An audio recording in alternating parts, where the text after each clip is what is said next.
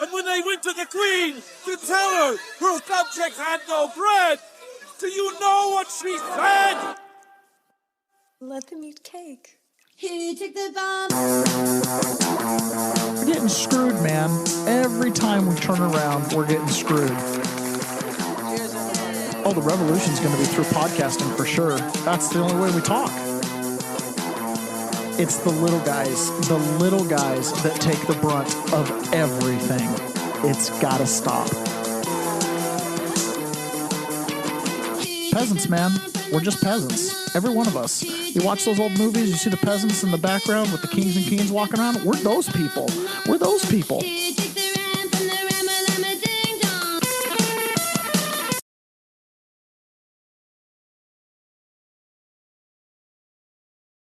Good morning, peasants. I gotta make sure all my microphones are on and everything. I don't have audio feedback here. I'm just talking into what feels like an empty room. So I hope you guys can hear me. If I can get an audio check 5x5, if I'm good or not, that'd be great. And good morning. I'm glad you guys are here with us again today. Again, broadcasting from home. Ron is out of town, having all kinds of technical difficulties. He's trying to tune in, and he's probably listening right now in the chat. So maybe he'll drop in and say hi. We'll see. Oh, forgive me. I'm already getting to the sip. And that's not fair to you guys, because I know why you show up bright and early. You show up for the simultaneous sip. So I can't get out ahead of you guys. I got to wait for you. So I know why you came. You came for the simultaneous sip. And all you need for that is a cup or a mug or a glass, a tankard, a chalice, a stein, a canteen, jug or flask, a vessel of any kind. Fill it with your favorite liquid. I like coffee. And join me now for the unparalleled pleasure of the dopamine hit of the day. The thing that makes everything better, the unparalleled sip, and it starts right now. Oh, and usually we have a little something for that, right? Good gravy. I'm going to have to figure out my... So we're going to put up on the screen a few of the things that are part of your platform. And I want to ask you, just give me sort of a true or false on these. Abolish the Senate. True. Okay. Replace the presidency and Supreme Court as we now know them. Yep. Abolish ICE. Absolutely. Abolish borders and give amnesty to anyone currently in the U.S. illegally. As a long-term plan, yep. Defund the Pentagon. Absolutely. Abolish prisons, at least in large part. Yeah, again, that as part of a long-term program, yeah. Okay, so no prisons. Government or public ownership of most large corporations. Yeah, absolutely. So we're going to put up on the screen a few of the things that are part of your platform. And I want to ask you, just give me... So, can you believe that? So what are the things? Replace the president and the Supreme Court with executive and judiciary. So she goes down the list. That's the Democratic Socialists of America. That's their official platform. That's their spokesperson. That's like the equivalent of the DNC, like the Tea Party will have a chairman, like these little subgroups that are part of the coalition of the two big governing parties. That is freaking hilarious. Like, that's kind of one of those things. Again, hey, listen, they're telling you outright exactly who they are. Don't be surprised when they are exactly who they tell you that they are. So we've got quite a few listeners out in Wisconsin, and Wisconsin got hit with a devastating tornado yesterday. Look at the images here of what is going on. Look at the images here. This is really sad out there. So I saw some of the images of the storm. Can't really see much. It's just, horizontal wind and rain and like very low visibility conditions. But this is out in Wisconsin. Got hit with a tornado yesterday. It's devastating. Imagine being from that neighborhood. That whole neighborhood is just tore apart. That is so sad. So sad. I can't say in my little experience I have ever seen devastation quite that concentrated. That's pretty rough. Still no sound check. Can somebody give me a sound check? Make sure you can hear me. Oh, and I got the hiccups. Great.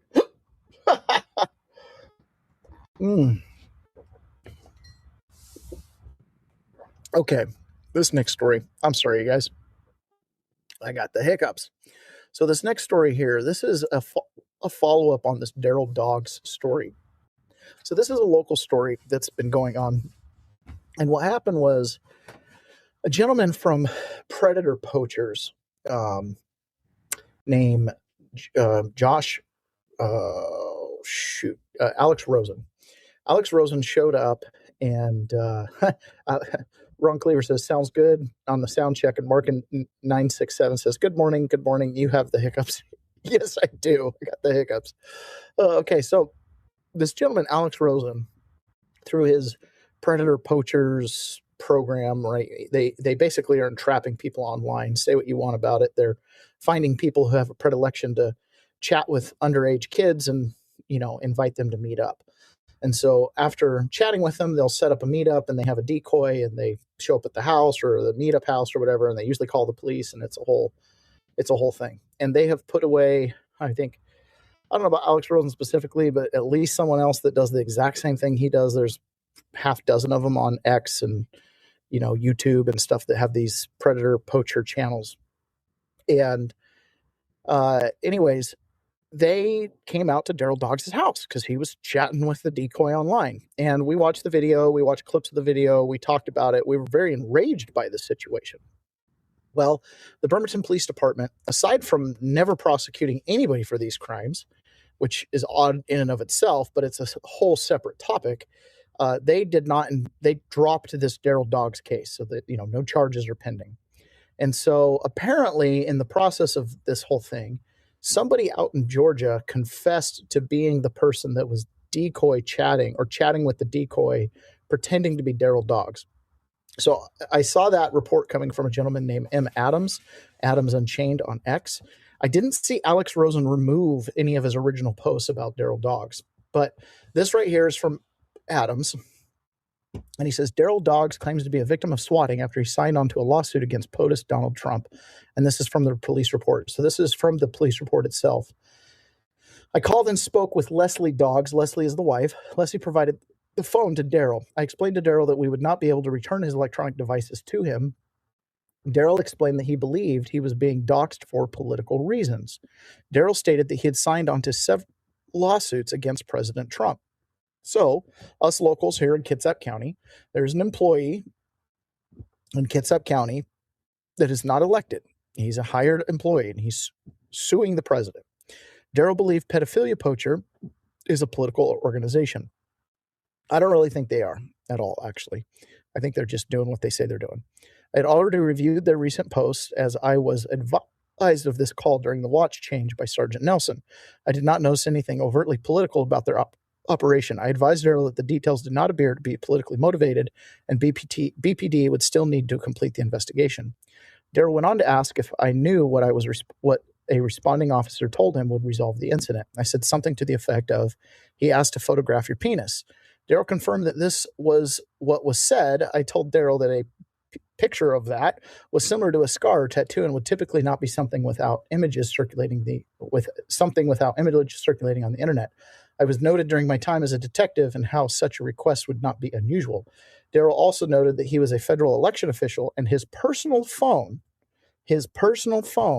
contained voter information, appearing to indicate we were not privy to the information. I noted the warrant would be specific to the information we have evidence for. Okay, so apparently Daryl Dogs is innocent. Let's start with that. And if this is an entrapment scheme by some higher political outlet or organization or the RNC or something like that, it's absolutely despicable. I tend to not think that's the case. I tend to think, I don't know what I think here, because apparently someone else has taken the heat out in Georgia for having been the one that did these chats. And I don't know if the police found anything on their phone, but this stunning admission here that he is a federal election official. So he acknowledges, first and foremost, Carlitos, howdy y'all. First and foremost, he acknowledges he's a federal election official as a county level employee. So first and foremost, if anybody ever says, well, the Save America Act can't do this, or that's not federal, or states run their elections, he's claiming to be a federal election official. And his personal phone, not his company phone, not his office email, not an issued by the government piece of property. His personal phone has private voter information. What if he got fired? Now his personal phone has private voter information and he's a scorned employee.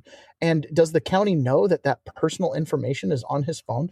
For heaven's sake, this guy signed on to lawsuits against the Trump administration to prevent them from looking at voter rolls, which he claims is just something of that nature happens to be on his private phone. China, if you're listening, Daryl Dogs has got the info. I'm sure his phone is easy to hack. Anyways, Don't know the rest of the story here. Daryl Dogs, innocent man, proven till, guilty. Apparently they've dropped that case. So that's just, I don't know. I don't know what to think of it. I mean, I was pretty enraged at the whole Daryl Dogs situation, but apparently I didn't need to be. Apparently someone in Georgia is actually the person. I don't know what Alex Rosen's take on that is. I haven't seen any statements from him, but that's pretty stunning. Okay, so next thing, up in Alaska, right? Big old state of Alaska. When I think of Alaska, I think that it's a conservative state. I never in my mind think, oh, Alaska's really blue. Now, I guess if I consider like blue dog Democrats, union workers, I could get there. This is a clip from a gentleman who's running for Congress. He's up in Alaska, and he's being asked about the Save America Act.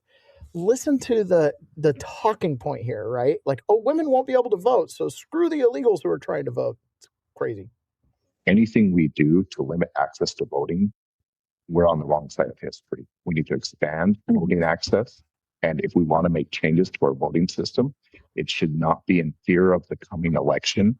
It should be done in a thoughtful manner, and it should be put out 6 to 8 years so that people can contemplate all the impacts it's going to have on population, specifically women voters that the SAVE Act, I think, targets. We need to be careful with that. So I'm for a very cautious approach in changing how we vote. Including women voters. Think about that for a second, right? The SAVE Act we want to do it 6 to 8 years in advance. Okay. And we want to be really thoughtful. That sounds fair. That sounds like a fair broker of information. But the premise, we got to be careful, like especially the impact on women voters. Guys, can we get over that now? Like, is there really going to be an impact on women voters? Do you think women are so incompetent that they can open a bank account, get their driver's licenses switched over, get all of their accounts changed over to their married name, have no problem doing that? But when it comes to registering to vote, oh my goodness, that's just over the top. I wonder how many women out there officially change their name, like take on their husband's name, believe they took on their husband's name, present themselves as taking on their husband's name, and never change their driver's license. I bet you it's a tiny fraction of women that do that. If you go through all the effort of getting a marriage license, having a marriage, right, changing over your bank accounts and everything, of course you're going to get a driver's license. It's part of the process. How else would you change over most of those accounts? You think you're really presenting your birth certificate everywhere? Not usually. Usually you go change your driver's license, then you go change all the accounts. It's like the process. Thundering Oak, no, we wouldn't shut up about it. I don't know what you wouldn't shut up about. You're going to have to remind me what that is. Anyways, it's just another one of those, like, these people are out of their minds. The DSA wants to defund prisons, defund cops, replace the presidency, replace the Supreme Court, create, Soviet-style committees over everything. They're saying it out loud. It's super obvious. And then there's this. So we've mentioned this multiple times over the course of the show, multiple times. The Democrat National Committee is broke, or it's actually technically called the Democrat National Convention. They're totally broke. Okay. So here we are, 100-ish days away from the midterms. You've got a broke DNC. You've got DSA members who are running under the Democrat flag that are talking about the most ridiculous policies. There's a huge fracture inside of the Democrat Party right now. But yet, they're just going to take the midterms, and you've got the Republicans that are so concerned about the midterms, and I don't know, we might not be able to win. Listen to this from Joe in the Mornings with Joe. Or is that what the show called? Morning Joe? Morning Joe, that's what it's called. Morning Joe and his wife, Mika Brzezinski, talking about the RNC's or the DNC's money troubles. 7 minutes past the top of the hour, there is new reporting this has to be a morning DNC story on the dire financial situation for the Democratic National Committee. Now less than 100 days until the midterm elections. The New York Times reports the Democratic Party is so short on cash that leaders are asking vendors not to send bills until after the midterm elections. The paper spoke to 3 people briefed on the move who called it a bookkeeping maneuver. The paper highlights a cash disparity between the two parties, noting that President Trump controls a $400 million super PAC. The Republican National Committee is sitting on nearly $130 million, while the DNC is $2 million in debt. Yeah. The The news outlet Notice also has new reporting on the DNC putting its physical headquarters up for collateral last year in order to obtain a $15 million line of credit this is just to so help pathetic. invest in off-year elections. This is so pathetic. You hear? Do you hear Joe in the background? Oh, this is so pathetic. This is so pathetic. So the DNC had to put up their headquarters last year in order to, collateralize the loan they took out. And now they're completely broke. Like asking vendors not to send bills until next year. They're so broke. That is pretty stunning. So Anna Paulina Luna was on with Finnerty. Can never say his name. He was she was on Newsmax, and she's talking about Leader Thune and the Save America Act. Okay, so the DNC's out of money. They've got crazy candidates. And the RNC, and it's not just that the DNC is out of money, it's that the DNC is out of money, and the RNC is loaded with money. They have more money by a factor of 4 than the Democrats. But yet Leader Thune is still concerned about Republicans facing a hard vote up against the midterms. What are we talking about here? A hard vote on something that 75% of the country or more support? Let me ask you, what do you think John Thune is going to do with the Save America Act once it gets to the Senate? Well, there's certain things that the House is trying to do specifically with monetary incentivizing and reconciliation, but it doesn't necessarily mean that there's an enforcement clause. And I really think that John Thune is hiding behind the filibuster because he doesn't want to put, and this is what I've heard directly, he doesn't want to put his members in a tough position right before a midterm with a tough vote. So that should just go to show how out of touch the Senate is, because voter ID is literally a 90-10 issue. And I don't really think that the Senate, aside from a few, really represents what the interests of the American people are. I think that's just it, right? The Senate doesn't really represent what the American people are really trying to get at here. So exactly how tough a vote would this be? How tough a vote would this be for the Republicans right before the midterms? So let's check in with our friend Harry Enten, right? One of the best. So here we go. This is Harry Enten over at CNN, and he's got one of their polls, right? What are the chances of Republicans winning the midterm? Keep in mind, John Thune is preventing the SAVE Act in any form from coming to the House floor. He went on with Sean Hannity yesterday or the day before and basically claimed there were 15 out of 20 Republicans in the Senate that they interviewed and talked to that said that they wouldn't vote to get rid of the filibuster because blah, blah, blah, whatever their reasons. Okay. So he's protecting those 15 senators because they don't want to take this unpopular vote right before the midterms. What would the vote cost you, Harry Enten? You know what? I would argue the biggest red flag that Democrats have, the biggest red flag, look at this. It's apathy, not believing that Democrats can change anything, because the impacts of Democratic policies on your cost of living, only 41% say help, hurt, or wouldn't change it. The clear majority, nearly 3 in 5, 59%. So look, these are all the red flags. If in fact Democrats can't take back control of either the House and or the Senate, and if Trump can stop them, this is what's going on. That's what's going on. And he goes on inside of that same clip there. He goes on to talk about how the Democrat Party is not seen as being trusted on the war in Iran, and they're not seen as being trusted on the economy or anything. So it's like, what are Republicans really afraid of here? What are they really afraid of? The Democrat Party has been doing this to themselves for a long time. They've been isolating, and they have been excluding large portions of the American population, specifically whites, right? And specifically white males. I mean, I hate to say it this way, but the Democrat Party got so far left and they got so extreme that they lost white gay men.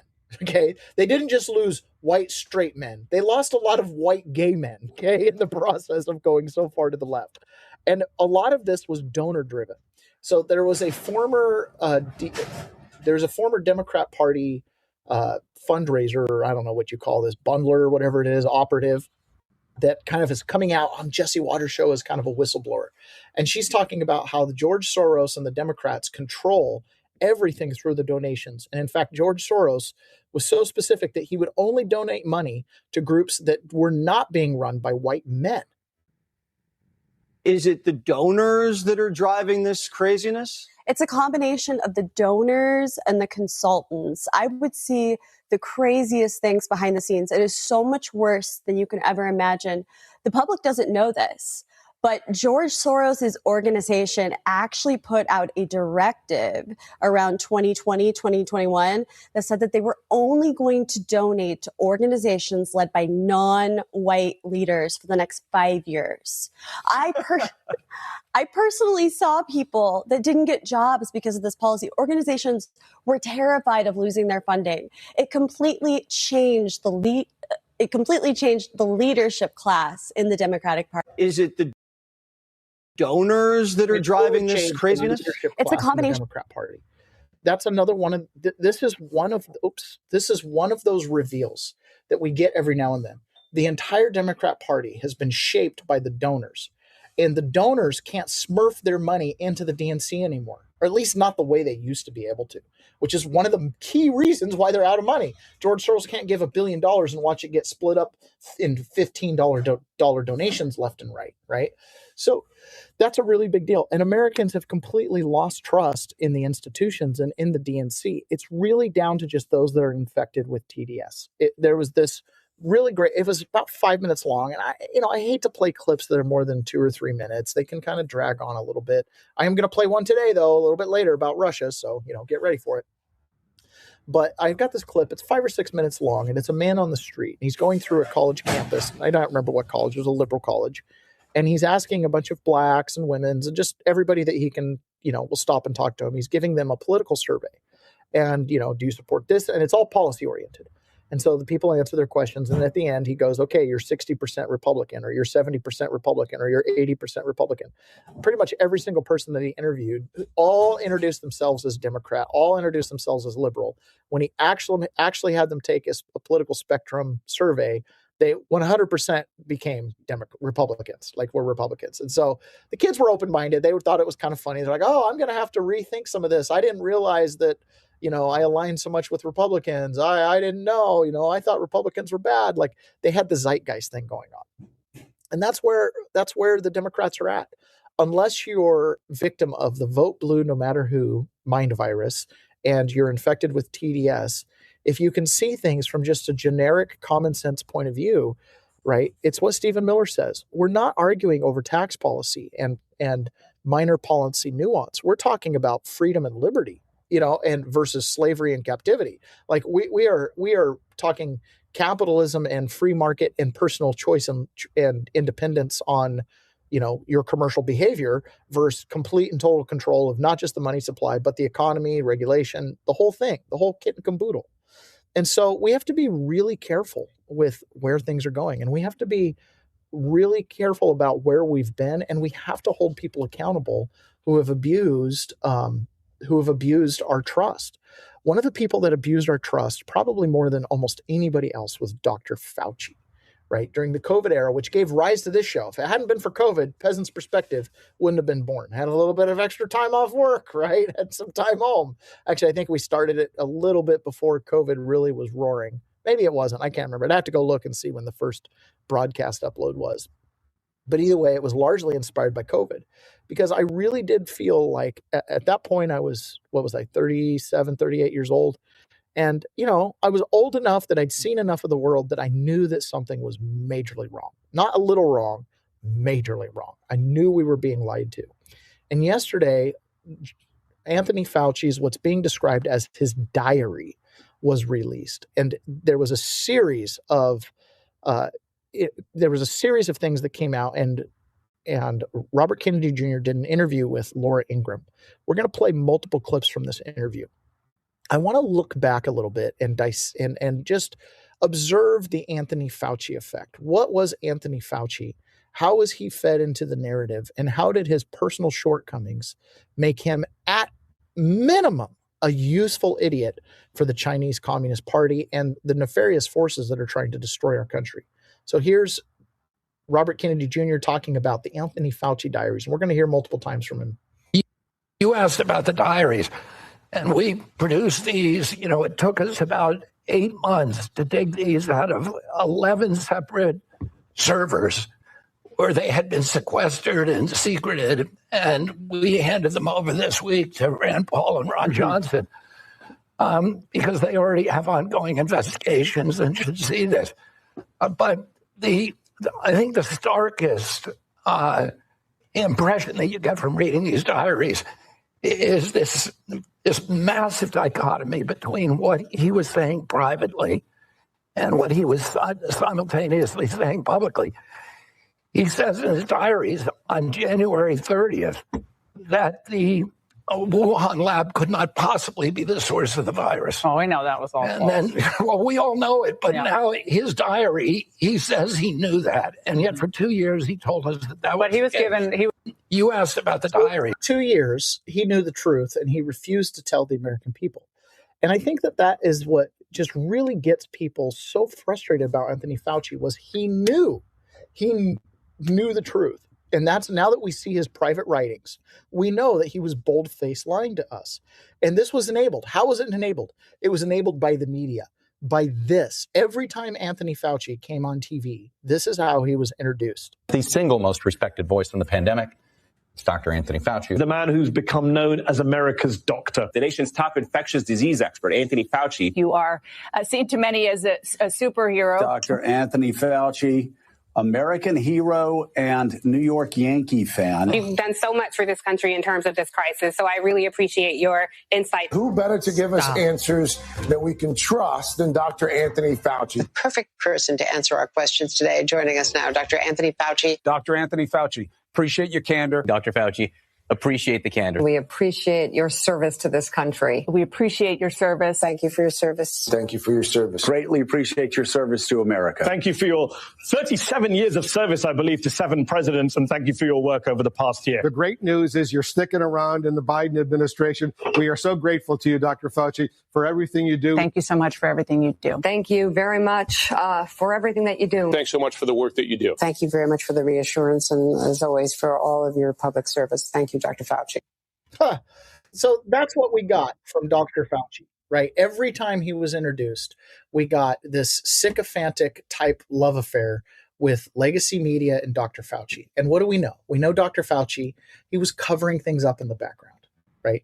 Not only did he know the truth, he knew that the virus didn't originate in the wet market, but then he propagated the wet market. In fact, he solicited articles to be able to be published in serious, previously credible medical journals in order to propagate this idea that the virus came from the wet market, thereby essentially obfuscating responsibility to the Wuhan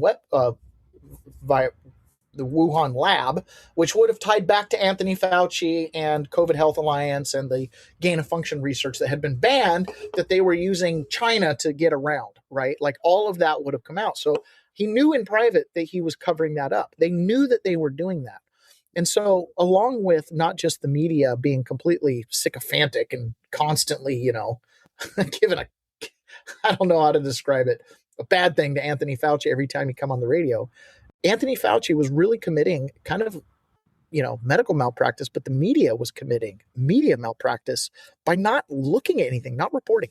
I remember so clearly this one morning, I was going through all the COVID news for the day, and there was this report that came out that basically talked about the rate of death being very low. And, essentially it was like, hey, there's nothing to be afraid of. We can make it through COVID just fine. And I thought, oh, for sure, the fever's going to break. Everybody's going to realize this is all hype and we're afraid of nothing.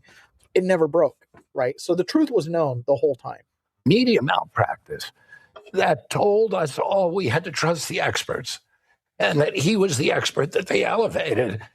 And anybody who did not give complete blind faith to these expert opinions, which we now know were lies, was marginalized, vilified, demonized, censored, canceled. Yeah, I mean, I pointed out that this almost certainly came from the Wuhan lab, and I lost my Instagram was canceled with 1 million followers for misinformation. I never put any misinformation up.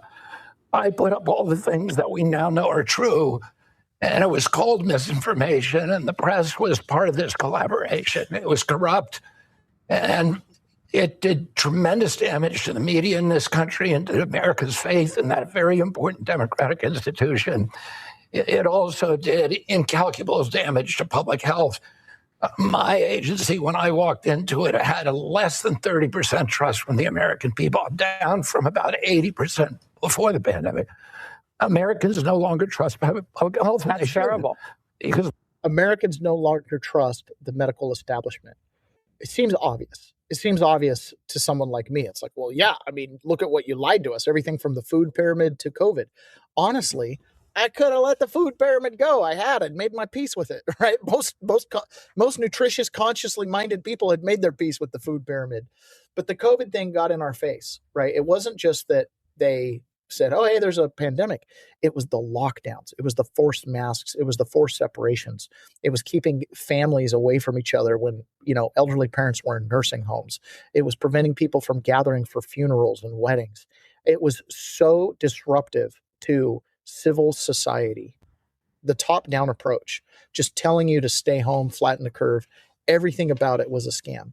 How many people were hurt by Anthony Fauci and his lies and his what is appearing to be this maniacal effort to make sure his narrative, his preferred narrative, was the one that prevailed in the news?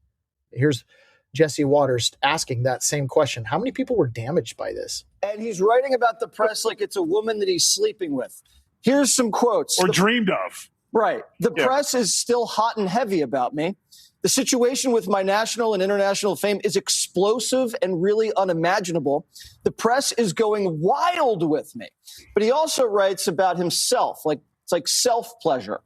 He writes, the donuts are being named after me. T-shirts have my picture on them. And San Francisco radio is dedicating a song to me. It goes on. And what this is really about is he's treating his guilty conscience because he knows he funded gain of function that slipped out of that Wuhan lab and infected millions of people. He writes in his diary the COVID fatality rate's like 0.2%. Goes on TV, he says it's like 3%. He's bragging in his little diary that he told de Blasio and Newsom to shut everything down, then goes on TV and says, I never told anybody to shut anything down. And then he tells everybody to go get vaxxed. You couldn't catch it. And then he writes in his diary, oh, yeah, people are catching it. And then he tells people don't have Thanksgiving dinner. Month before, he's having dinner with Jake Tapper. Wow. Kennedy. And isn't that classic? Isn't that exactly what we'd expect, right? Thundering Oak says, I didn't know public servants were paid so well. Yeah. Not to be forgotten, Anthony Fauci was the #1 highest paid employee in all of federal government, including the president of the United States. He had a higher paycheck than the president of the United States. Tiff Time says, disgusting, dirty traitors, all of them. Yes, exactly. Ron says, it's just an accounting thing. Yeah, this Anthony Fauci situation, looking back. So in that, right, he's obsessed in his personal writings, his diary, as they're calling it. He's obsessed with his appearance in the media, that he's making it onto donuts. People are making T-shirts and writing songs about him, right? So that, we talk about the 7 deadly sins, right? Pride being one of those things, right? The pride is causing him to cause an immense amount of damage to the people of the United States and of the world at large. Right? America's doctor, the media is getting on board with this. They're using this COVID narrative to advance, on the bare minimum, their rating, because fear sells, and a more nefarious matter, they're in on some larger conspiracy against Donald Trump and conservatives and legacy Americans in what was going on with COVID, right? Because what do we know? Step out, look at it from 30,000 feet. We see COVID coming from China. China's an adversary. China's meddling in elections. We see states suspending their constitutions to modify election stuff. We see the American economy taking a huge hit. Like everything that you can imagine is bad. Okay, everything you can imagine is bad. And not only that, it's bad just on a medical level. So Scott Gottlieb, who was the director at the FDA at the time that COVID was going down, was on the Squawk Box, CNBC. And he gets asked directly about Anthony Fauci, and he squirms. How about your buddy, your buddy Fauci, that I've asked you about in the past? You've defended him quite a bit.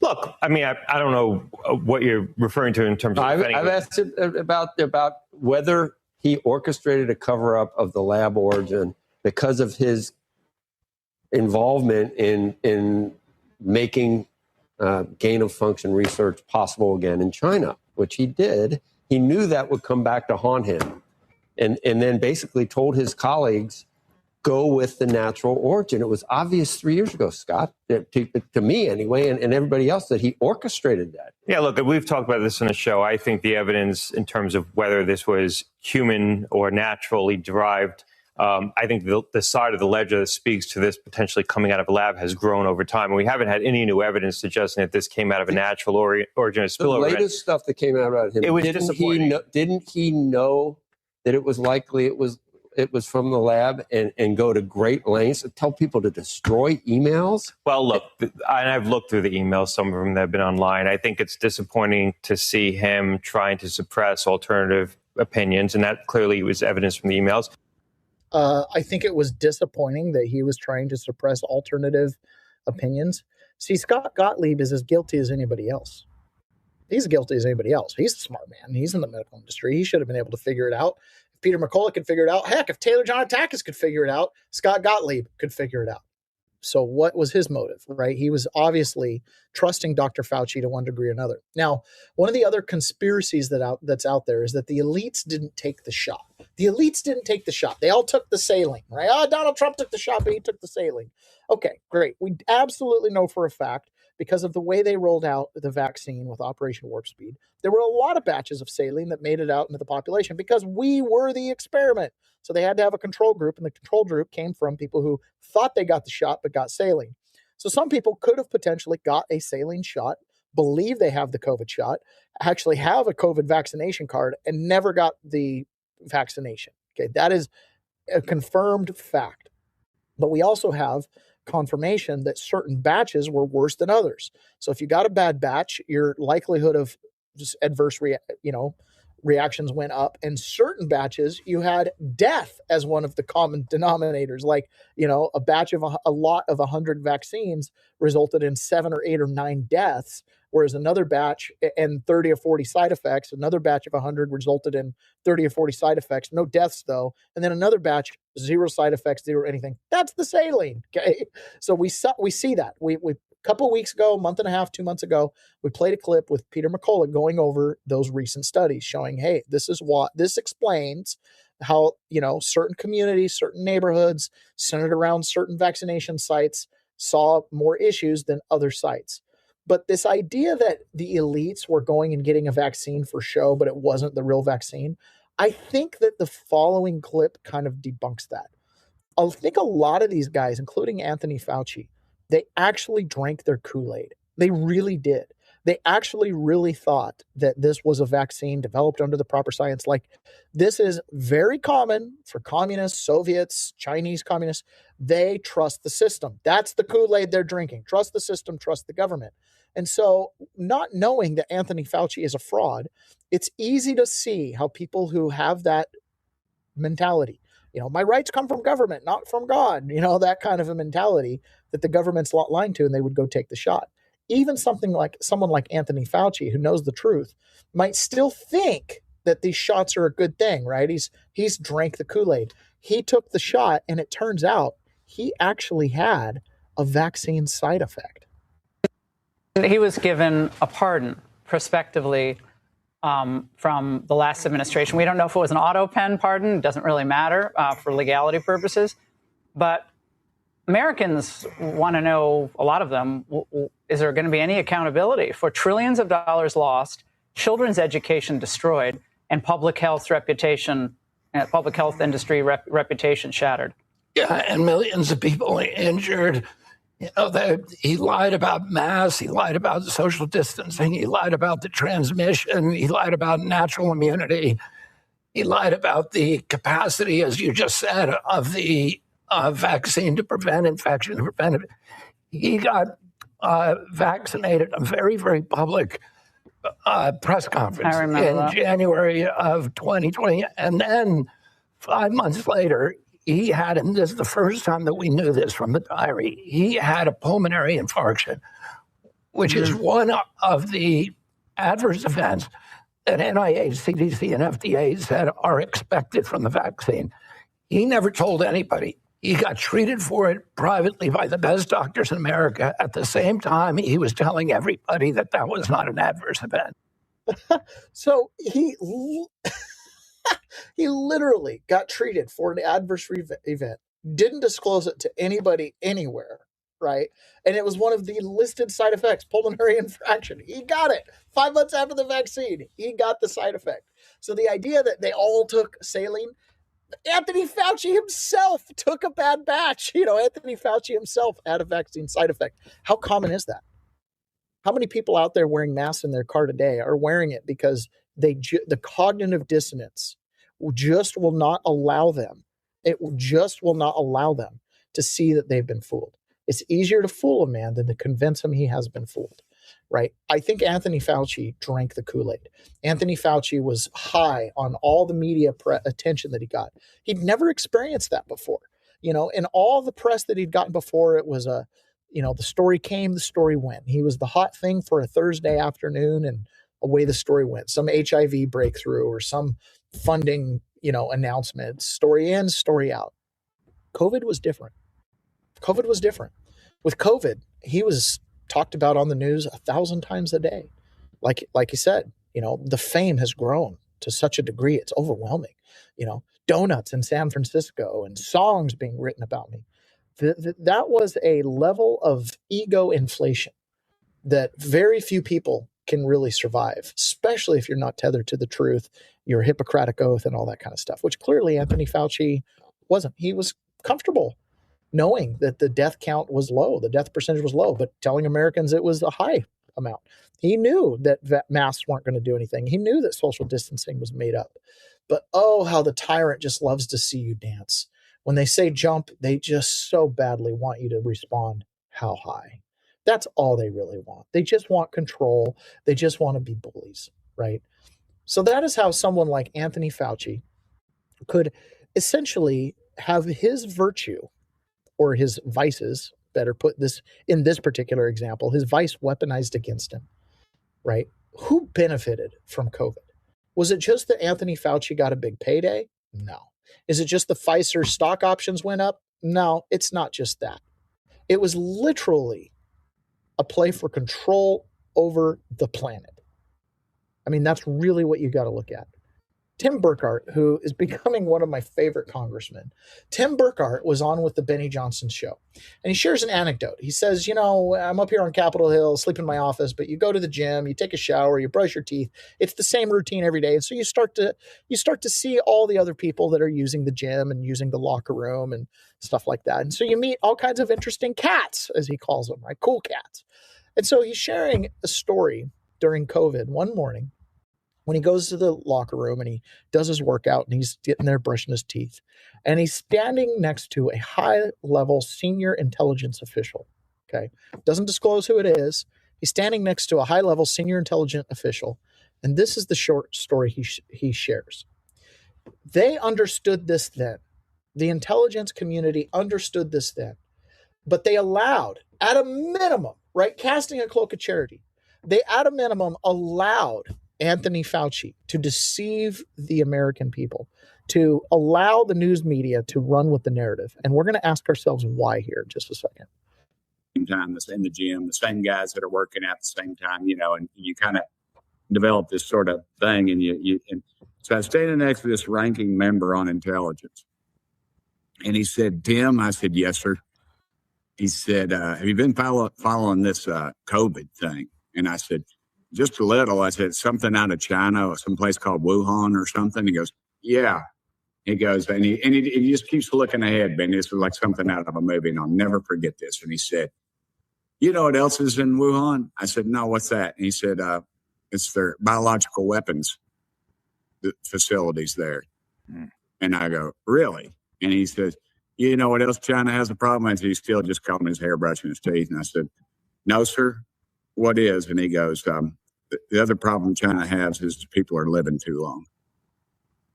And I'll never forget that conversation. And I remembered thinking how the Chinese, up until the 70s, they had a plan that they were going to drop nuclear bombs on their own people just to see what the what the outcome would be. They're ruthless. They get it as far as that goes. I mean, not like we think. My dad fought after the Pacific. He was like James Wood. My dad fought in the Pacific, in the Marine Corps, and fought the Japanese all the way across the Pacific. And he went to China. And he would talk to me how the Chinese, just their mentality, how they would just sacrifice people. You know, they literally move mountains. There's cases where there was a factory and they just picked up the pieces and got all the peasants just carry this over the mountain. And, and they just did. And if they died, they died. And so they dropped a nuke. They dropped a nuke on our country. And it's COVID. They dropped a nuke on the entire world. And they did it with Dr. Fauci. And I know that Rand Paul. I know that you're no fan of Dr. Fauci. What do you think is going to happen in the next? What should happen? How about this? What should happen? I think he should be brought up on charges. I think our Justice Department ought to take the information that's coming out of Jim Jordan's committee and that Rand Paul, his committee, obviously will be.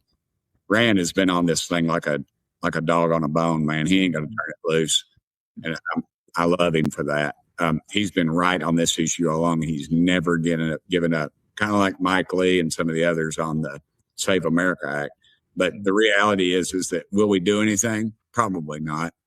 You and I have talked about compromise, and ultimately this town is compromised. And Trump's running into that time and time again. He fires the top 2 or 3 people, but it's that layers the onion, that deep state, we call it, that sewer that is Washington, D.C. And both parties are in on it, because both parties have members that have profited from it, I think, ultimately. And that's what'll stop it. They'll delay.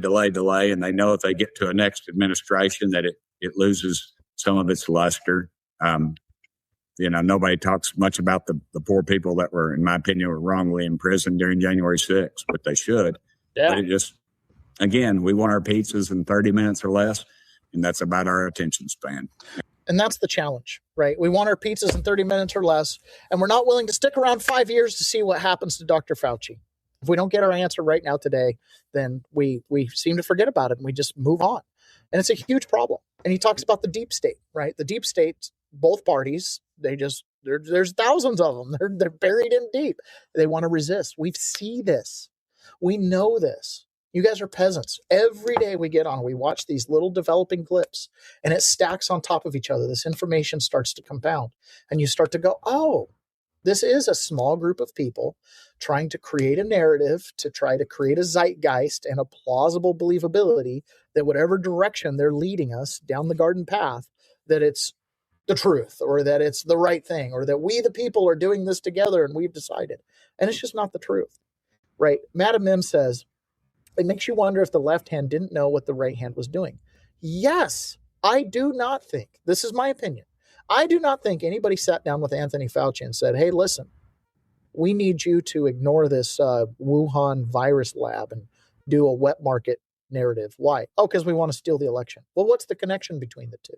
Nobody ever sat down and explained to Anthony Fauci, oh, by the way, you're going to get super famous, but you're going to become the face of COVID, which is how we're going to steal the election and perform a coup.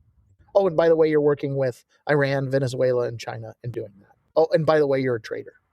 No, I don't think they ever got the briefing, right? I don't think they ever got the briefing that the vaccine was a bioweapon or that COVID was a bioweapon. I think that they were in CYA mode. I think that Anthony Fauci was more interested in covering up, his grants and his buddy over at EcoHealth Alliance, that the cover up just became like a gift to China.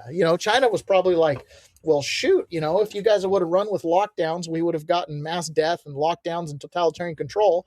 But instead, you guys ran with, lies and didn't pull it off very well. And Trump wasn't 100% behind you. And so it kind of fell apart midsummer. And, but that's okay. We love it when Americans don't trust their government. We love it when the government gets caught lying. We love that, right? It was like they couldn't lose in dropping a biological nuke on top of us. And again, what RFK explains is this really was, in my opinion, one of those instances where someone's personal ego got out ahead of them and they became a useless idiot or, an apparatchik in a coup against we the people. The worst part is that giddy narcissism that you see throughout the diary is juxtaposed against really bad public health decisions. So his focus was on self-promotion, clearly, and nobody can read these diaries and say this is a political response. His focus was on promoting himself, on getting on TV, and not doing public health. The worst part is that giddy narcissism that you see throughout the giddy narcissism. The worst part was the giddy narcissism. His focus was on getting on TV, not on public health. I think that is the real tragedy in all of this. It would be so much easier to wrap this up in a bow and say they were all in on it. They tried to overthrow Donald Trump. They all have nefarious behavior. And there are some characters in the story like Robert Redband, or what was it, Redband? No, whatever it is. Redfield coming out of the CDC is apparently a really good guy. And now he's kind of like, yeah, we tried to debate this, but Anthony Fauci kept shutting it down. So good guys like that kind of got caught in the crosshairs. And it's like, is he bad? Is he in on it? Or is he just kind of a guy who picked a really poor career that led him down the, path where he was a cog in the population control ideologically captured people? Who knows, right? A lot of these people in their hearts, there's a phrase I always try to remember when I'm looking at people. Everybody's rational in their own minds. Even people who take the dark side, the dark path. In their mind, it's rational, right? In their mind, it's justification, it's vindication, it's retribution, it's revenge, it's you did this, so I deserve to do this, right? There's always a rationalization. Everybody in their own mind is rational, even though sometimes we look at it, we think that is the most irrational thing you could do. Anthony Fauci gets praised for being a hero, for saying what we all wanted to hear in the moment. And when I say what we all wanted to hear, it's not really what we all wanted to hear. It's what the people on the left wanted to hear on CNN and MSNBC. Trump's bad and he's ruining the country and go on lockdown and there's a virus and he's incompetent and can't handle it. That's what they wanted to hear. That's what he was willing to say, or at least promote. And in the end, instead of being a hero, he ends up being a villain.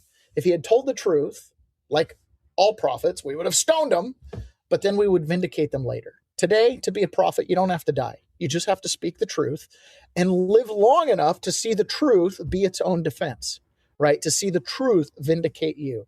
Then he could have been a national hero. He could have been someone that they wrote books about, right? How Fauci saved America. But instead, he went along with it. And instead, it's Fauci nearly destroyed America, right?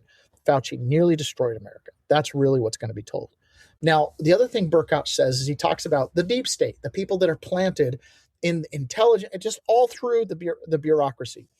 The major problem is in the intelligence community itself, because they operate behind this cloak of obscurity where they only talk to 8 members of Congress, the 8.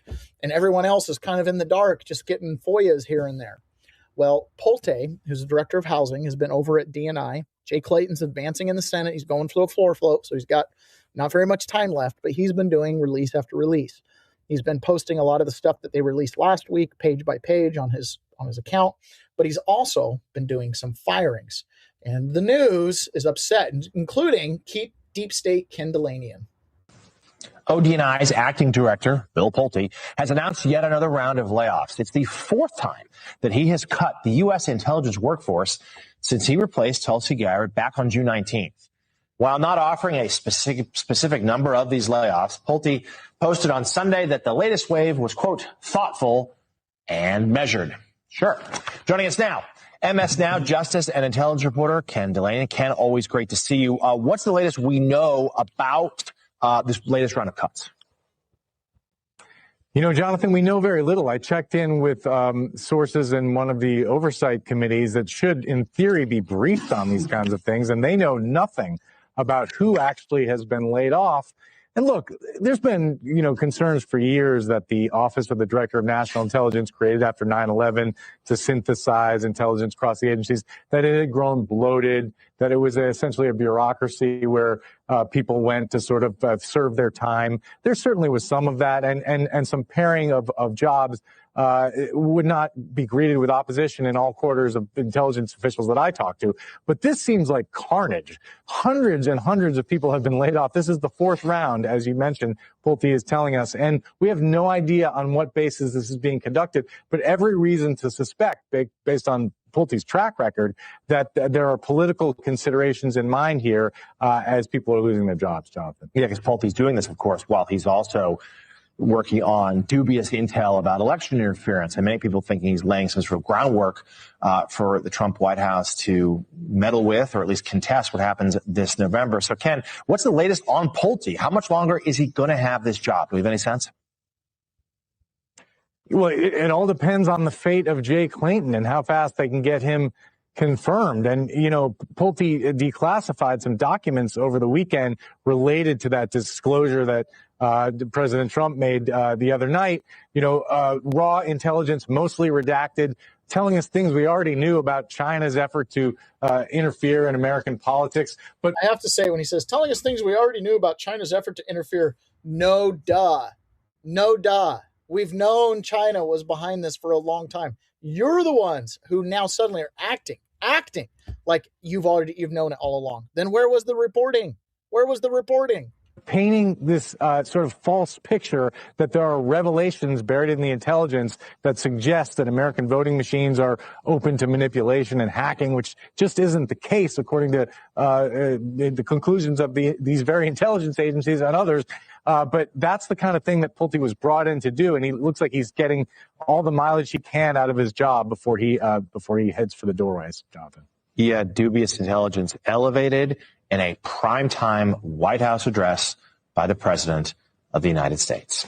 Dubious intelligence. ODNI's It's the opposite, right? The dubious intelligence was what came out 4 years ago, and that was the whole point of the Ratcliffe objecting. He's like, "This is dubious. I'm throwing down." He actually uses an example from the Cuba Missile Crisis, where he goes, one official objected to the consensus, and he ended up being right.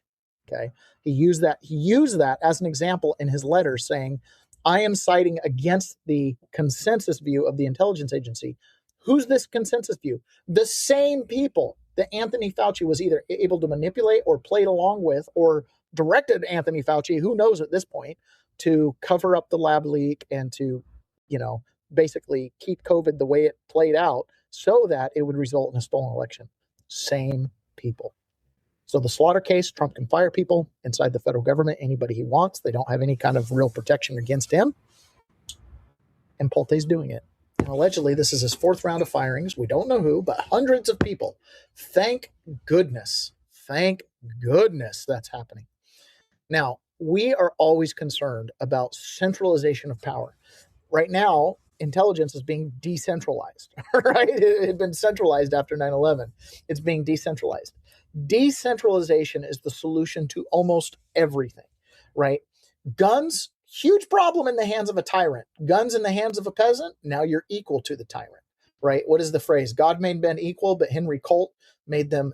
There's a God created men equally, but Henry Colt kept them equal, or something to that effect, right? It's this idea that when we all have the same technology, we all have the same tools, then some will choose to use them for bad, sure, but many will choose to use them for good. And society on the whole, I believe, is good. So any tool put in the hands of the many are going to create a better result. Anytime someone wants to say, I know the truth, or I have something better than others, and they want to centralize that and they want to project that out, it's 100,000% of the time a problem. The printing press in the hands of just a church can create a cult. The printing press in the hands of everyone will unlock the mysteries of the universe and physics, right? The tools are just that. One of the tools that's coming around right now is AI. I want to show you something that is very, very cool. And I've started to have an immense amount of respect for people who play around with technology. So I'm one of those kids that grew up with computers in the home. I had a Commodore 64 at the house. My dad always had computers. I used to use DOS prompts when I was like 10 years old to get into my Duke Nukem games and stuff like that. My Prince of Persia games on the Intel 365s and 465 machines. I think we even had a 265 at one point. I remember one time I had what I thought was a 565, 585, whatever number, but I think that's when they went to Pentium, Pentium 1 chips. Anyways, bottom line, I grew up around computers and stuff like that, and I wasn't really I didn't gravitate to them. But as I'm older, I'm recognizing that it's an incredible tool that all of us can use, and AI is emerging. Now, previous to now, the internet and technical tools have been, for the most part, available in open source. People could gather things and build, but it's not huge. Not tons of people do it, but more and more people are becoming more and more comfortable with technology, and they're starting to use it. And there's a product called a Raspberry Pi. And this is like a small motherboard that could assist in certain types of computing, and they would use it for essentially facial recognition type AI computing. Well, this company, Raspberry Pi, just upgraded their little program. So now you can have LLM models. You can have your own AI that is captured on this little device that doesn't talk to the rest of the internet. This is called open source tools, right? This is an open source tool. And I think that this is super cool. So we're going to watch this little clip about the Raspberry Pi and its new little product, because I just think it's the coolest thing. And I think that we should all be trying to decentralize tech, right? We're trying to decentralize money with Bitcoin. We need to decentralize tech along with it. So here's the new Raspberry Pi, and I'll share with you why this is so incredibly important. Raspberry Pi released this today. The Raspberry Pi AI Hat Plus 2. Bit of a mouthful, but let me show you why this thing is awesome. Because this is the original Raspberry Pi AI Hat Plus. And if you didn't know, this thing kind of sucks. Sorry, Raspberry Pi. First, it has 0 RAM, which means it literally has to steal RAM from the Raspberry Pi to even work. And you can really only use this with camera-based AI, like object detection or image recognition. That's so 2024. So, out with the old, in with the new, the Raspberry Pi AI Hat Plus 2. Let's open it. Here it is. It's more substantial, not as shiny, but they look pretty similar. But check this out. This one's so powerful, the new one comes with a heatsink. This is required because this new AI hat has 8 gigs of onboard RAM, which means for us, we can run larger AI models, but it's going to draw more power, which means more heat. But who cares? 100% local AI on this little device. I'll show you that in a second, but first, let's put this sucker on a Raspberry Pi. I have no idea how to do this. I'm going to put the heatsink on first, I think. All right, it's installed, and I think you just have to push this through those spring screws. I do enjoy those. It's installed. Here I have a Raspberry Pi 5, 16 gigs. I'll need to install the standoffs first, and then this little spiky riser for all the GPIO pins. Ow, it's like Hellraiser. That's not a pleasant experience. And then finally, the hat itself. Trying to line up these pins. Oh, actually, that was nice. I like that. Now let's install the screws. All right, he has his hat on, and from here, the setup is pretty straightforward. We'll flash a fresh Raspberry Pi OS image and install Halo software for the AI Hat Plus 2. We'll then install Docker, start the Halo AI service, and now the Pi sees this as a local AI accelerator. What a cool sentence. From there, we'll pull down our large language model directly onto the hat. No cloud, no API keys, it's all local. Check this out, I can send a prompt to it straight from the terminal. Now I get it, terminal's not for everyone, it should be, but you can run OpenWebUI in another container, connect to it from your web browser, and have a nice ChatGPT style interface. Look at that, it works perfectly. And this is coming directly from this Raspberry Pi, running entirely on the board. Isn't that great? Isn't that great? You can have your own local AI. Now that Raspberry Pi, it's like $250, and you can have your own small LLM model answering your own personal questions. So this idea of decentralization, it's incredibly important for the survival of humanity, right? Technology, especially technology as powerful as AI and, large language model computing and just, computing in general, when left in the hands of only the elite, it's inevitable it'll be abused. So there has to be an ability for we, the people, to have access to that tech, just like we had to have access to gunpowder and guns, right? But once you let the genie out of the bottle, you can't really get it back in. So this idea of open source versus closed source. So Apple is closed source conduit, right? Apple products only really work with Apple products. Nothing really plugs in. They all have to use their proprietary closed door stuff. Open source, other developers can plug in. So, Microsoft makes a computer and they're like, okay, but here's the open source plugin so other developers can create programs that run almost like they're native to a Microsoft product. Whereas Apple products, it's always a plugin, something like that. So a widget kind of thing.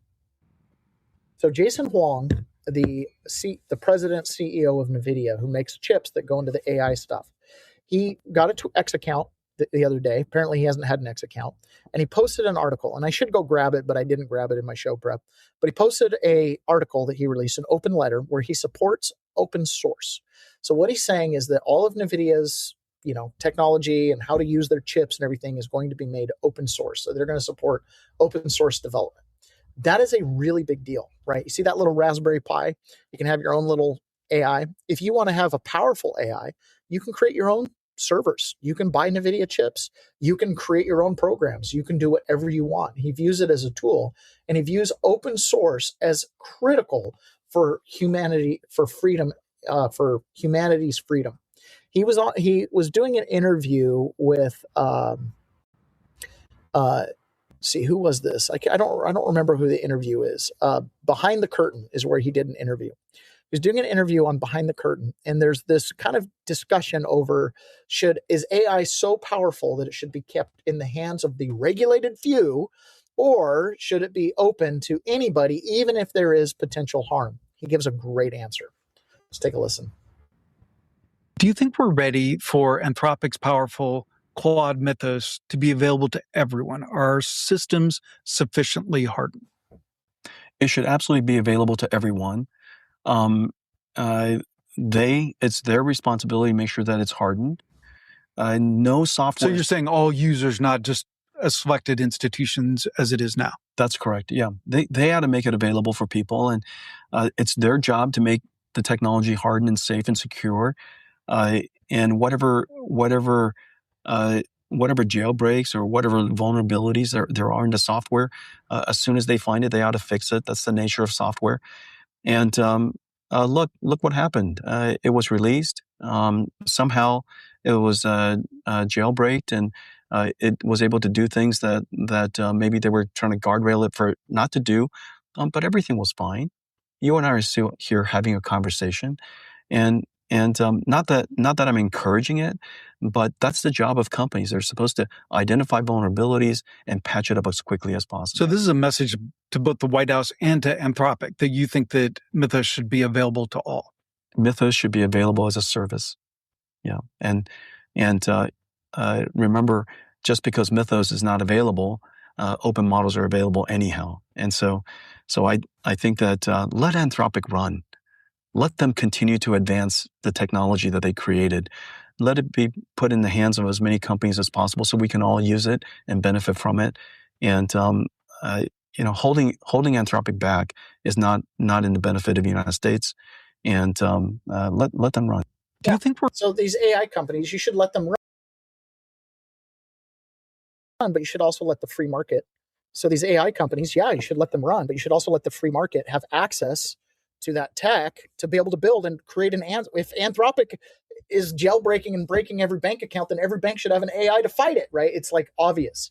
When we talk about projection of power, we the people should be able to project that same power back. Ron Cleaver says, Ken Delanian also says about the firing several reasons why they're justified layoffs. Then why are they there to begin with if it's so obvious? Good question. Tomaste says, wow, pretty sure you can do that local AI on a Start 9. Yeah, you probably can. It doesn't take that much. That's what I'm learning. It doesn't take that much. You can upload a ton of information and you need a lot of storage, but the actual LLM model, it takes computing power, but it's not, just to run a simple local LLM. You don't need a server the size of your garage. You need a Raspberry Pi or a Start 9 server. Or there's a series of other servers that can run localized AI, and you can put it in a box so it doesn't access the internet. Only knows what you train it. It's pretty powerful. Yeah, very, very powerful. And I think it's great that Jason Wong is supporting this, open development, that everybody should have access to the technology. Anthropic should continue. Their products that are open source should be open source, and there are other open source products, he says, right? They should be used. I think that this last week, Elon Musk, Jason Wong, and a handful of others all came out and said they support open source, that they want that is the check and balance to the dangers of AI, is putting AI in the hands of the people so it can be a tool. It's the wise counsel of many, as Lisa at 1776 Live says all the time. Okay, so Scott Bessent was also on with Hannity, and he had this to say about the economy, and I think this is an interesting factoid. I've seen Elon speak for a long time, and he is, look, his record speaks for itself, both in terms as an inventor, as a venture capitalist, as a great American, but he's normally early. He's just so far ahead of the curve. He sees things that no one else sees. Right. But I do think we are building this incredible economy that we can't even imagine. Sean, 25% of the jobs that exist today did not exist in 2000. When I graduated high school, 25% of the jobs that exist today didn't exist then. They weren't even in the catalog for career options when I was meeting with my college guidance counselor, right? 25% of jobs since 2020. I imagine in 20 years from now, it'll be another 25 or another 50% of jobs didn't exist today, right? Things like AI onboarder and AI maintenance tech and AI prompt. There's probably 1 million AI titled jobs that are going to exist that will replace old jobs. But there's always need for people, right? Especially if we have the tech, because you can always go build, unleash that entrepreneurial spirit. So, the possibility of a huge productivity boom, these are things that are there. It's if we have enough productivity and they don't print money, we might save our economy and kick the can down the road another generation. Or the economy might grow and they decide, hey, look, we can spend more money, and they'll spend more money and they'll just accelerate the downfall of the fiat system. Either way, it doesn't matter, right? Part of the challenge that we have as a country is everything is finance centric. That's one of the challenges we have, right? Everything is finance centric. Here's Donald Trump. This is audio only. This is off of Air Force One. He's being asked about Venezuela and what's going on down there and all the money that we've pulled out of Venezuela. Now, for me, Venezuela is justified because Nicolas Maduro, A, was a narco-terrorist and was deeply involved in the infiltration and invasion of our country, as well as the fact that he took proactive measures to engage with election systems that I believe tampered with the United States election, if not rigged it or stole it outright. That right there is justification to take out Nicolas Maduro. And one of the things Patrick Burns said, kind of in passing on an interview with Emerald Robinson, was that he was not happy with Donald Trump sending all these businessmen down to carve up Venezuela. He didn't like that, right? Yes, you freed Venezuela from a horrible dictator, but now you've got your business people in working with the number 2 horrible dictator, Delcy Rodriguez. And because she's playing ball and you're making money, you're kind of letting it fly. I think the story's unwritten. I think Venezuela has a lot of future. I think they're going to have a huge say. But yeah, right now it does sound like the United States has kind of come in like vultures to take over Venezuela, which is why this question makes sense. They're asking, where's the money going? And Donald Trump's answer is, it just goes to the country. We're spending it. There's reports that the United States has taken in $13 billion from Venezuela. Where is that money going? $13 billion from Venezuela? I think even more than that. No, Venezuela, we paid for that war many times over. And that'll happen with Iran also. We paid for the war many times over. But where is that money going? By the way, no other president can say that for a long time. Okay? When was the last president that could say that? So we had a cost of Venezuela. We paid for it many, many times over. And now, as you know, we have a very good relationship with Venezuela. But where is that money going? Who's running the country? No, it's the U.S. The money that the U.S. is taking in. Where is that money going? Yes. Who's running the country? It can go to the military. Congress has to approve it. Congress doesn't like approving money for the military. They like giving it to things that shouldn't be done. But we're taking in a lot of money, billions and billions of dollars from Venezuela. So this Venezuela thing is now being justified after the fact, right, as we're taking in money from Venezuela and it's going to run the country. It's just going into the general fund. This is how last month in June, the United States had a budget surplus, right? We spent less money than we took in revenue, and it's because of these new sources of revenue. So on one hand, it's like, yes, that's great, wonderful. On the other hand, it's like, well, hold on though, is this the best metric, right? Now, money is money. The ledger's got to balance. You're not going to run away from that debt, so that's got to be dealt with. So on one hand, great news. On another hand, look at the incentive. Because we have debt, right, and we can successfully go and take over another nation and make money, right? Now war isn't just profitable because we get to build guns and, make our home factories profitable. Now it's actually profitable for the nation state. Up until now, war for the nation state prior to World War II was not a profitable venture. The winner didn't really win, right? Like in old times, the winner usually got paid back, but the skirmishes were smaller. When you're talking total devastation, nobody really gets paid back, okay? You make your profit while you fight. Afterwards, you make your profit rebuilding, but nobody really gets paid back a war debt. The the families of soldiers who died don't ever get compensated, right? It's not really fair. So what we've got going on over in Iran, we've hoped that it would be a very short engagement. We hoped that Donald Trump was right. It would be a 6-week event, and that has not been the case, right? We've had back and forth, peace, no peace. We're going to blow you up. We're not going to blow you up. I was a little disturbed yesterday to hear Lindsey Graham when he was watching Donald Trump saying Donald Trump loves bombing and he's good at bombing. And I was like, is this a childhood game? So who knows? Meanwhile, the back and forth with Iran has continued. Trey Yanks gave us an update this morning. Nights, the United States has halted strikes against Iran, but the White House is making clear the military option remains on the table as the administration is exploring a variety of options moving forward with both diplomacy and intense economic pressure. The U.S. naval blockade does remain in effect, costing the regime hundreds of millions of dollars per day. The Iranian regime is isolated, economically devastated, militarily devastated. Inflation is spiking. The currency is tanking. Foreign currency reserves are gone. And we're starting to see the Iranian government even not be able to pay its own workers and even its own military.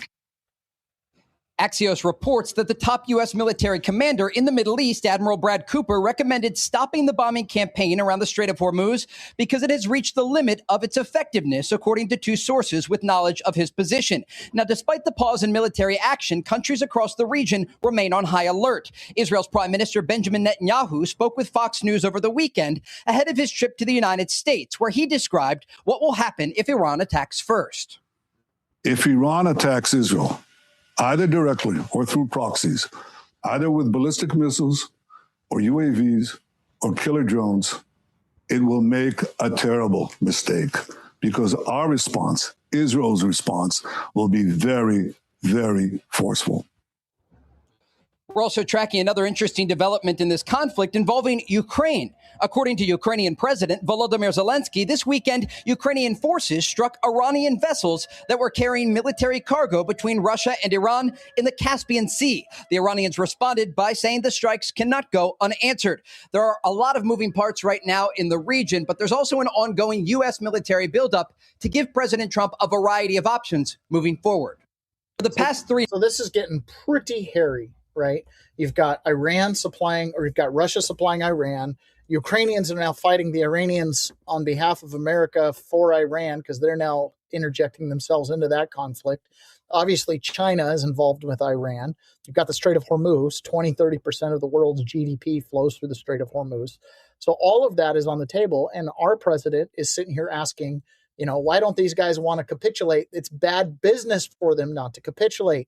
We're going to make our money back on Iran. There's a conversation now about America charging tolls. So what was previously international waterway, free for anybody to travel, now somebody is going to be charging tolls, whether it's the Americans or whether it's the Iranians. That concept is a new concept, and it could be very bad for the United States. So this is a longer video, and I've been building up to this today. I want to take a fresh look at the situation with America and the Strait of Hormuz and the bombing of Iran. This is a long analysis, and I think it's worth listening to. It's not a critique necessarily. It's someone who has spent most of his adult life planning the bombing around the Strait of Hormuz and the bombing of Iran and why it was never done. And a lot of the stuff he's talking about hasn't really been addressed. So let's take a listen. This is informative, and it will help us see better the conflict in the Middle East. I've been modeling the bombing of Iran for 20 years. The fact is the modeling has held up, and literally month by month by month, when we were first here, the big surprise for most people was that we bombed the regime in Iran and it still stood. It survived, even though we killed the supreme leader and something like 137 of their top leaders. Think about that. So that would be like if somebody killed our president, his wife, the first lady, members of the first family, half of the cabinet, all of the leaders in the Pentagon, all of the leaders in the CIA, and about a third of the Congress. That is what we did to Iran in those opening weeks in March. And nonetheless, that regime survived.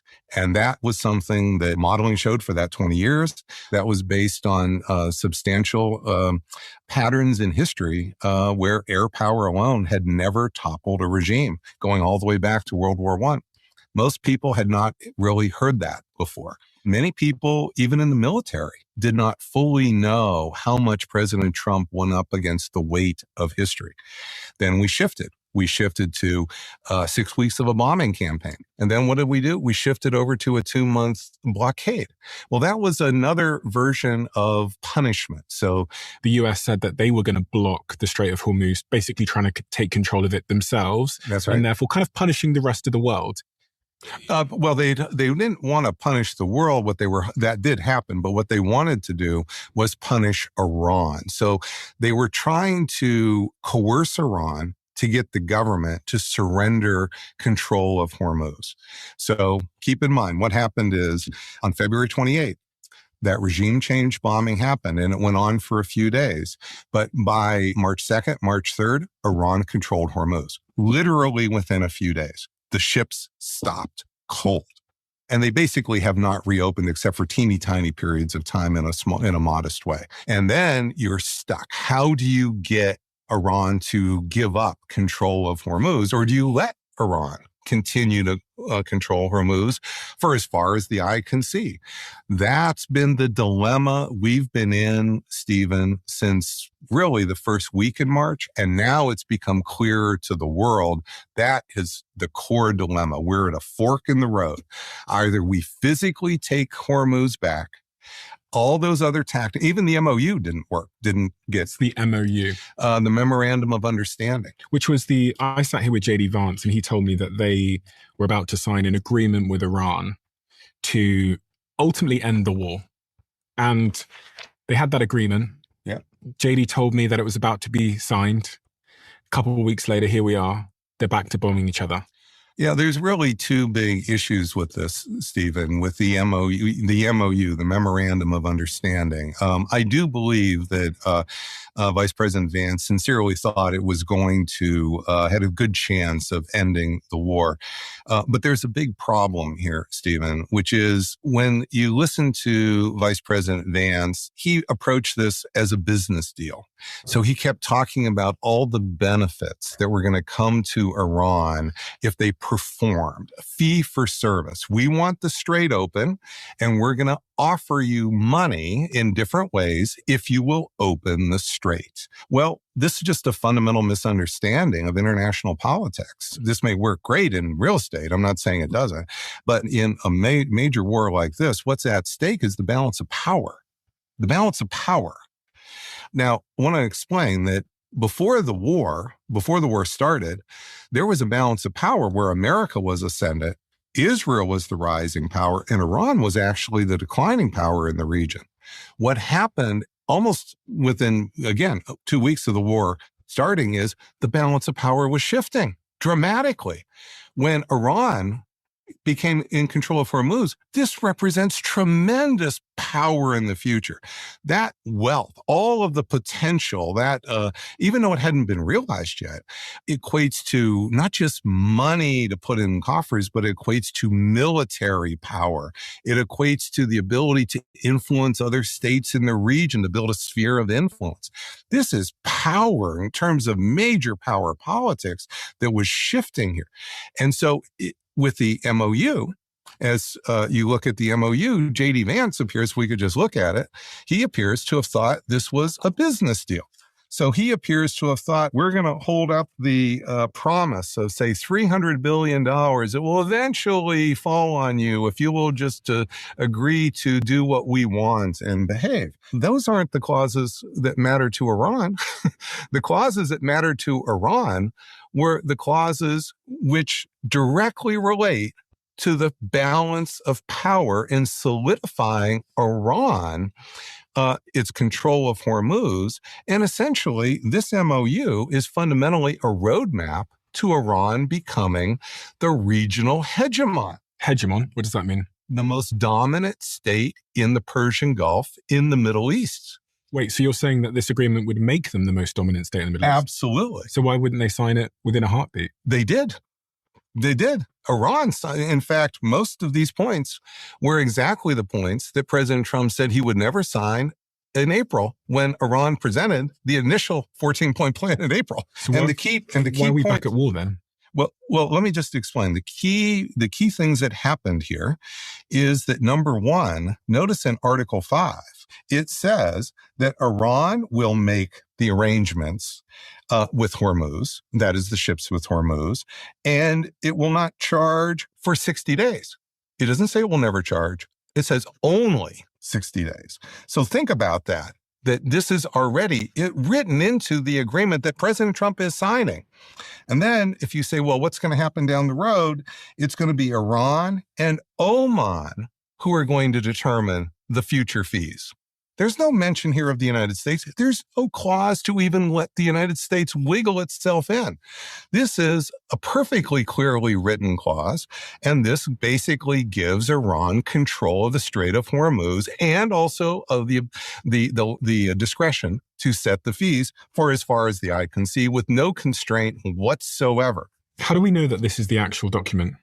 Because both the Iranian government and the White House put out exactly the same document, word for word, so that we can actually compare them literally word for word. So this is exactly the document that President Trump signed. There's no question that we have like an earlier draft. Now, there were some earlier drafts leaked by Bloomberg. That's not what this is. This is the final one. But let me go a little bit further here, Steve. So here we're talking about the strategic base of Iran. And keep in mind, controlling Hormuz means controlling 20% of the world's oil. That's a fantastic amount of wealth and strategic power to build on in the future. No limit says nothing about you can't spend it on missiles, anything else. But up here with Lebanon, the first article. So here. So when you say article, this document contains 14 different points. And when you 14 say articles, different points. And there are 3 points. points that are really the critical action points that matter here.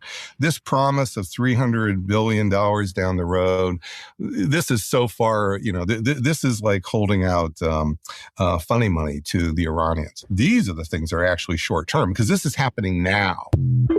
That's happening now. Wow. So I think that is a great assessment of what's going on with Iran, is inadvertently by destroying, Iran's defenses, taking out the Ayatollah, something that they couldn't have wished for. They have de facto control of the Strait of Hormuz. Despite all of our efforts, they can disrupt shipping and transit through the Strait of Hormuz because of their geography to such a degree that no matter how many Tomahawk missiles we use, they still have that control. And knowing they have that control and they can flex that muscle at any point into the future shifts the balance of power instantaneously. Because up until now, in theory, they could shut it down, but they'd never done it. Now they've done it. That could be majorly consequential. This is another one of those issues we call blowback. In 50 years, when our grandkids are like, Mom and Dad, why is it so expensive to get stuff out of the Strait of Hormuz? Why does whatever product that comes from there 5 times more expensive? Well, kids, when we were a kid, the greatest president ever went after Iran and, gave them control of the strait. That's what the story could say. So you can see why Donald Trump is so anxious to control it. He's talking about now them charging tolls. This is a problem. Have we opened up a quagmire in Iran that we can't get out of? Are these bigger geopolitical concerns over power way bigger deals than what anybody who comes from a business negotiation background would ever consider? Who wouldn't want $300 billion? Well, not when you've got trillions of dollars on the line controlling that strait. All right, guys, that's it for me today. Thank you so much for joining me. We got right down an hour and a half. I'd like to keep these to an hour, but it is hard. I'd have to actually cut out some information. Maybe we should do it. I don't know. We'll see. Ron, everything is fine. We're still here talking. Funny thing to say. Absolutely. All right, guys, thanks for joining us. Don't forget to check out 1776live.us. Join us for an Ignite presentation on Thursdays at 4:30 Pacific time. And of course, you can always go check out leftbehindandwithout.org, make a contribution or a donation, a gift to children with incarcerated parents that are in need. They are getting ready for their Christmas blitz. Yes, it's early enough to start thinking about Christmas. And then, of course, don't forget politicalremodel.com and take